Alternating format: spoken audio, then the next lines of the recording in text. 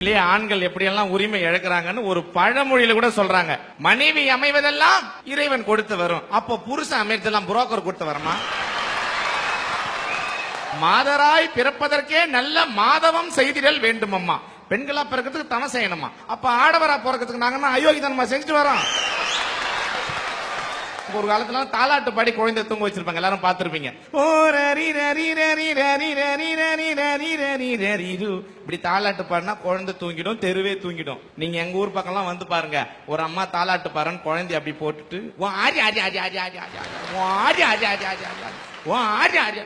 குழந்தை துணி எடுத்துட்டு சனின்னு ஏன் கத்துறேன்னா, என் மனைவி தாலாட்ட பாடினா பாருங்க, என் குழந்தைய 1.5 வயசு குழந்தைய தோல்ல போட்டுக்கிட்டு 10 நாய் வீட்டு வாசல்ல வந்து நிக்குது. நான் 11வது ஆளா உள்ள போறேன். சீ வெளியே போ நாயேன்றா. எங்க வீட்டு வேளாமா சொல்லுது 10 நாய் வெளி நாயமா, ஒண்ணுதான் சொந்த நாய் வீட்டுல சேர்த்துக்க மாட்டாங்க. இவ்வளவு பிரச்சனை சந்திக்கிறோம். ஆண்களுக்கு எங்க சார் உரிமை இருக்குது? 30,000 40,000 கொடுத்து நாங்கெல்லாம் டிவி வாங்கி கொடுக்கறோம். அந்த டிவி பாக்குறதுக்கு எங்களுக்கு முதல்ல உரிமை இருக்குதா? எப்ப நியூஸ் போடுறானோ அப்பதான் டிவி நம்ம கிட்ட கொடுப்பாங்க. அதுக்கு முன்னாடி இந்த சீரியல் அந்த சீரியல் 11:30 மணிக்கு நம்ம கிட்ட டிவி வரும். 11:30 மணிக்கு டிவியை வாங்கினா, வாலிப வயோதிக நண்பர்களே, நீங்கள் இந்த லேகியத்தை வாங்கி சாப்பிட்டா, நான் 11:30 மணிக்கு லேகியம் சாப்பிட்டா என்ன, சாப்பிடலன்னா உனக்கு என்னடா?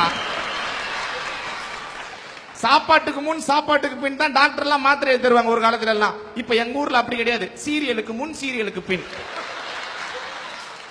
இப்ப சீரியலுக்கு பின்ன்றது எப்படி மாத்திராங்க தெரியுமா? சிபி. அதாவது நீங்க பிபி டேப்லெட் எடுக்கணும்னா கூட சிபிக்கு பின்னாலதான் எடுக்க முடியும். ஆம்பளைக்கு நம்ம கூட காமு காபி அப்படின்னு வச்சுக்கலாம். என்னன்னா கல்யாணத்துக்கு முன் கல்யாணத்துக்கு பின். ஆமாங்க, கல்யாணத்துக்கு முன்னாலதான் நான் சாமியே கும்பிட்டது இல்லைங்க. கல்யாணத்துக்கு அப்புறம் நான் கும்பிடாத சாமியே இல்லைங்க. இவ்வளவு கஷ்டமா இருக்குல்ல, இவ்வளவு பொம்பளை புடுங்குறால, பொம்பளையால இம்சியா இருக்குல்ல, பொம்பளை சரியில்லைன்னு பேசுறீங்கல்ல, பேசாம ஒரு கோவணத்தை கட்டிட்டு குற்றாலத்துல குத்த வைக்க வேண்டியதானே?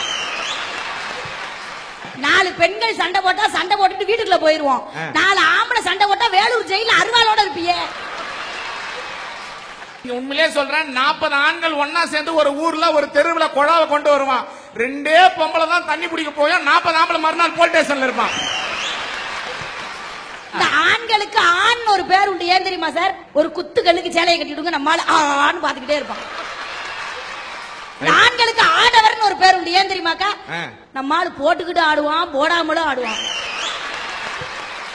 இவ்வளவு பேசுறீங்கல்ல, இந்த தினேஷ் என்ற அருமையான ஆண்மகன் வயிற்றுக்குள் இருக்கும் போது ஒரு அரை பப்பாளி பழத்தை சாப்பிட்டு இருந்தால் சீன் முடிஞ்சிருக்கும். நல்லா வளர்த்து வாலிபமாக்கி சட்டை துவச்சு போட்டு அப்ப என் அம்மா சாப்பிடுறாங்க. இப்ப கொஞ்சம் கொஞ்சமா என் பொண்டாட்டி என்ன சாப்பிட்டுங்கிறா.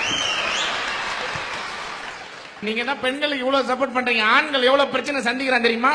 ஒரு ஊர்ல ஒரு தெருவுல 4 பொம்பளைங்க ஒன்னா உட்காந்து பேசினாங்கன்னா ஏதோ ஒரு ஆம்பளை நட்டு போறான்னு அர்த்தம். இதே ஒரு ஊர்ல ஒரு தெருவுல 2 கிழவிங்க ஒன்னா உட்காந்து பேசினாங்கன்னா ஊருக்கே வெட்டு குத்தாக போகுதுன்னு அர்த்தம். உங்களுக்கு தமிழ் தெரியலாம், இங்கிலீஷ் தெரியலாம், ஹிந்தி தெரியலாம், மலையாளம் தெரியலாம். ஆனா கிழவிங்களுக்கு ஒரு தனி பாஷை இருக்குது தெரியுங்களா?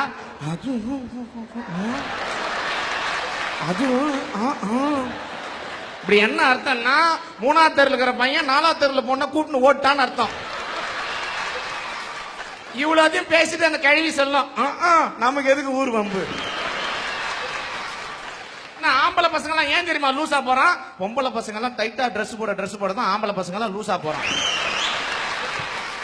இப்ப இந்த பொண்ணு கிட்ட போயிட்டு உங்க அப்பா டக்கரா இருக்கிறாருமா அப்படின்னு சொன்னா பிரச்சனையே இல்ல. அவங்க அப்பா கிட்ட போய் உங்க பொண்ணு டக்கரா இருந்தாருன்னா எவ்வளவு பிரச்சனை ஆகும்? தமிழ்ல பெருந்தன்மைன்னு ஒரு வார்த்தை. அந்த பெருந்தன்மைன்ற வார்த்தைக்கு யார் தெரியுமா உதாரணம்? ஒட்டுமொத்த ஆண்கள் தான். ஏன் தெரியுமா? இப்ப நீங்க பஸ்ல நீங்க ஏறி போறீங்கன்னு வச்சுங்களேன், ஒரு பொம்பளை புள்ள பக்கத்துல நிக்கும். நம்மால் தெரியாம தான் மிதிச்சிருப்பான். தெரியாம மிதிச்சா போதும், நான்சென்ஸ் ஸ்டூபிட், நீ எல்லாம் அக்கா தங்கச்சியோட பிறக்கல, இதுக்குன்னே வர்றாங்க அப்படின்வாங்க. இதே ஒரு பொம்பளை புள்ள வேணும்னே நம்மால இடிக்கிட்டுமே, நம்மால கீச்சு மூச்சுன்னு சத்தம் விடுவான். கண்டக்டர் பஸ் எங்க போகுது? திருவண்ணாமலைக்கு போகுது. ஒடியா திருவண்ணாமலைக்கு பஸ் அனுவான் நம்மால. சின்ன வயசுல நாமெல்லாம் படிக்கிறப்போ அப்பாவுக்கு தெரியாம அம்மா காசு கொடுப்பாங்க. ஆனால் கல்யாணத்துக்கு அப்புறம் அம்மாவுக்கு காசு கொடுக்கணும்னா கூட பொண்டாட்டிக்கு தெரியாம தான் சார் கொடுக்க முடியும் என்ற ஆண்களுடைய உரிமை எந்த அளவுக்கு பறிக்கப்படுகிறது நீங்கள் பாத்தீங்களா? கூட்டு குடும்பம்ங்கிற ஒரு வாழ்க்கையெல்லாம் நம்ம வாழ்ந்து வந்தோம். இன்னைக்கு அதெல்லாம் தனி குடும்பமா மாறி போச்சு. ஏன் தெரியுமா? 2 மாதங்கள் கருவிலே சுமந்த என் தாய் எனக்கு வேணும், ஒரு ஆண்மகன். நான் சொல்றேன், நான் கேட்கும் போது படிப்பதற்கு பணத்தை அள்ளி அள்ளி கொடுத்த என் தந்தை எனக்கு வேணும், ஒரு ஆண்மகன். நான் சொல்றேன், நான் ஓடி ஆடி விளையாடிய என் அண்ணன் தம்பி அக்கா தங்கை என் உறவுகள் எல்லாம் எனக்கு வேணும்னு ஆண்மகன். நான் சொல்றேன், என்ன கல்யாணம் பண்ண வந்த பிறகு என் பொண்டாட்டி சொல்றேன், அவங்க எல்லாம் வேணாம், எனக்கு நீ மட்டும் தான் ஓணும். இன்னைக்கு சிரிச்சு பேசுற அண்ணன் தம்பி எல்லாம் முறைச்சு பார்த்துக்கிட்டு போறான்னா ஆண்களுடைய உரிமை எல்லாம் மறுக்கப்படுகிறது என்று சொல்லி